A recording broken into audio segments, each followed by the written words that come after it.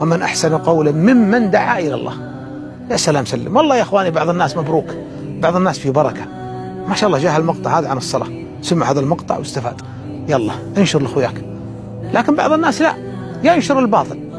جت نكتة نشرها.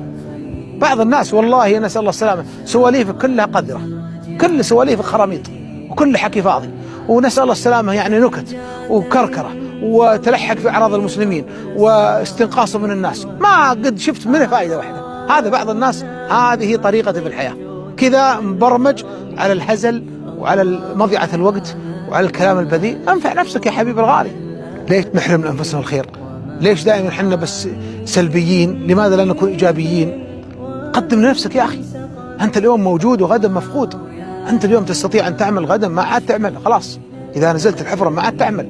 والله إذا صلحت النية يا جماعة وأخلصت هذا العمل لله جل وعلا وجعلت هذا المقطع تقول يا ربي أنا أرسل هذا المقطع لنفع الناس، أسألك يا ربي هذا العمل أن تيسر أمري وأن تشرح صدري وأن تعافيني. يا أخي انوي النية الطيبة أنك أنت بهذا العمل أن الله جل وعلا يغير من حالك. هذا نعمة عظيمة. قال النبي صلى الله عليه وسلم من سن سنة في الإسلام حسنة فله أجرها وأجر من عمل بها إلى يوم القيامة.